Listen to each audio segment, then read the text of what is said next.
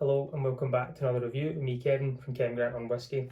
Sorry I wasn't here last week. I've been ill for the last week. I'm a lot better now, so I'm able to get this video out. And I thought, why not go all the way back to Islay for Lagavulin. The Fashil is coming up. It's a Campbelltown festival this week. And then my favourite, probably place in the world, Islay.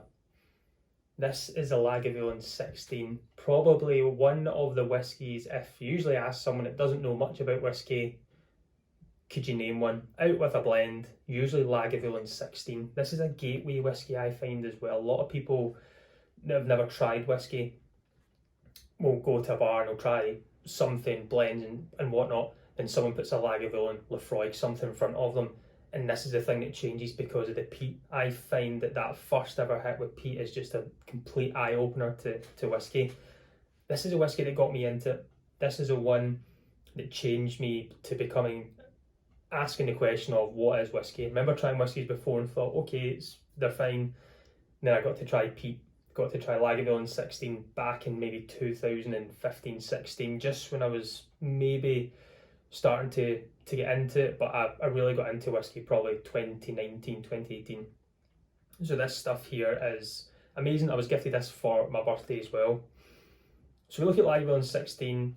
I remember the first time trying it thinking it was amazing. Then you get that little bit older, that little bit more maybe geeky, and you want to find out some more information on it. So we look at it just now, 16 years old, 43% ABV.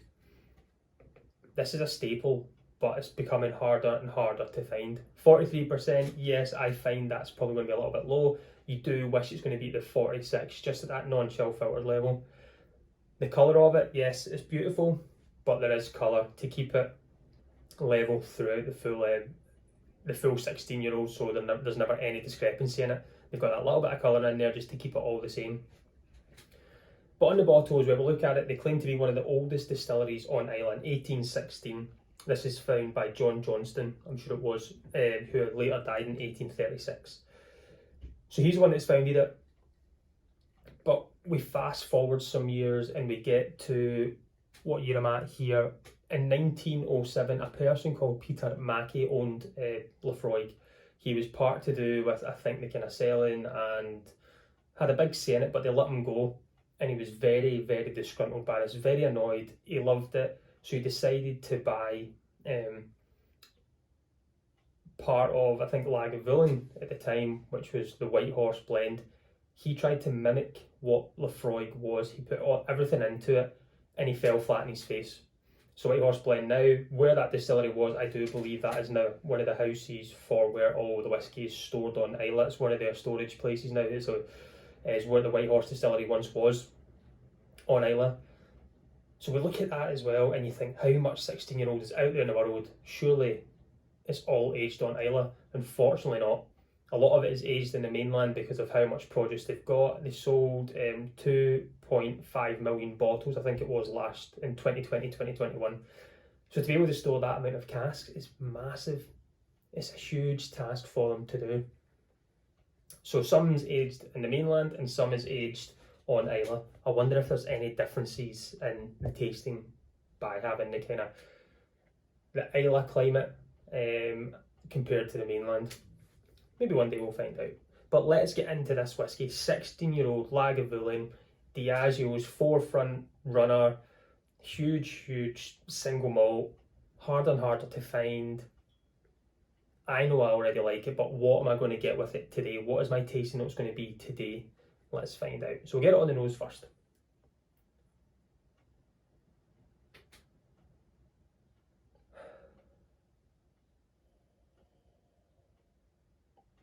It's very kind of ocean. It's like someone has thrown a burnt log into the ocean and it's just got that still slightly burning, that little kind of salty sea breeze, smoke, burnt, kind of slight burnt wood, but it's a sweet burning wood. Sherry in there.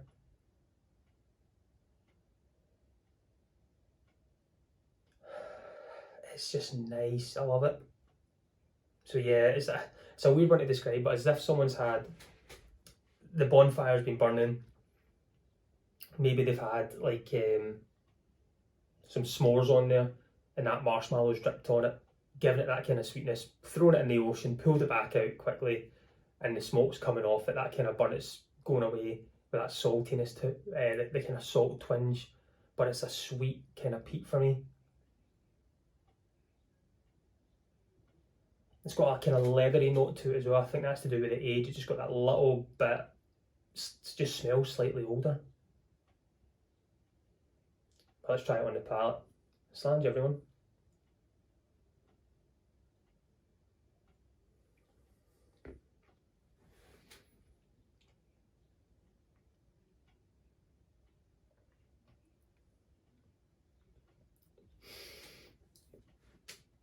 So when you get that sweet, salty, nice smoke to it, it hits the palate, and it's as if you've put the burning stick in your mouth. That kind of smoke's just there. It's the first thing that comes through. It's dry.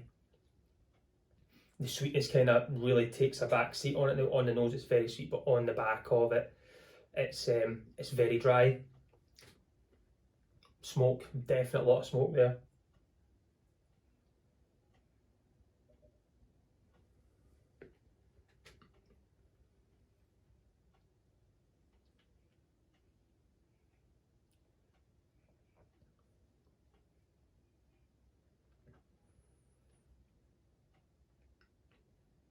Soft spices, slightly watery as well, maybe that 43%. Maybe the first time I ever tried this, I thought, wow, this is amazing. But learning more about it, and the more you revisit it, it's enjoyable though. You kind of hold it close because it's something that I've been the kind of gateway for me to have this, to enjoy whiskey, to bring my tastings to everyone out there. And I thank you for that as well, for always sticking by and watching these and commenting on the videos. But we're 16 years old, hard to find. We're looking now, I think this is about £70+ you're having to pay, and that's, I think previously, you go back a few years, you're maybe £50 for something like this. So it's increasing because it's becoming harder to get.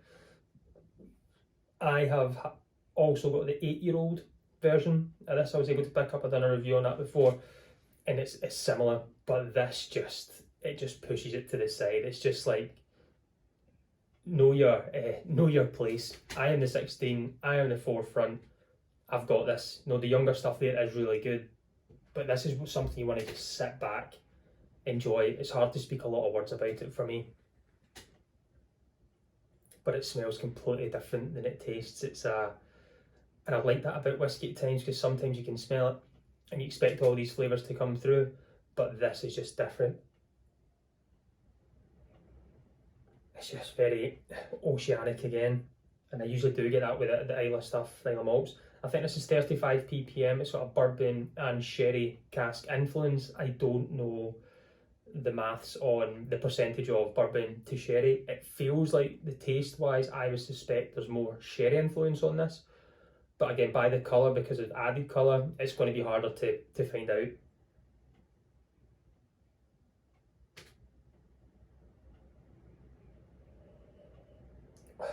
There's a little bit of ginger in there now, just kind of taking my time there.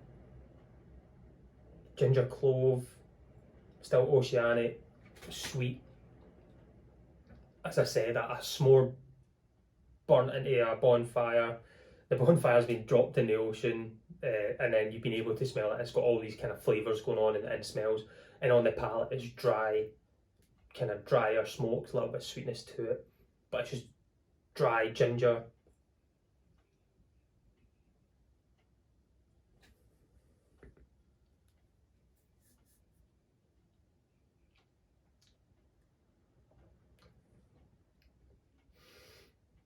There's an oakiness to it. Just this profound legacy to it as well. It's something I think I'll always remember. If it came to me blind, there's something that's going to click in the taste buds of, we've had this before and we know we like it. I really enjoy it, as you can tell. I know it's not everyone's cup of tea because it's Islay, sometimes the smell can put you off, but if you like your peat, this is something I would always recommend. Usually pick it up in a bar. Here in Scotland anyway, you'll see it usually on the gantry between £5 and £7 for a dram, maybe a little bit more now because of how hard it is to get. But this is something I hope to have for a while. As you can see, I got this for my birthday a few weeks ago, and I'm already a wee bit down. It's just easy to revisit for me. Good bottle, hard to get, pricey. It's not one you can get all the time, but most whiskey aficionados and people out there will have this in a collection, or hopefully open, I would say. But I'm going to go and sit back and enjoy the rest of my dram, as I'm feeling a little bit better just now, and just, I know what it is, I know what I like, and I just want to just sit there and enjoy it. It's not the best of days out there today, very, very windy and a bit dreich, so I'm just going to go and sit back, enjoy my few days off here. But again, thanks for tuning in. Again, apologies for last week for not being here. I will make up to you, and I'll bring maybe a wee extra video out next week and in the weeks coming. But as always, I've been Kevin from Kevin Grant on Whisky. Enjoy me next week. Let's talk whiskey. Slange.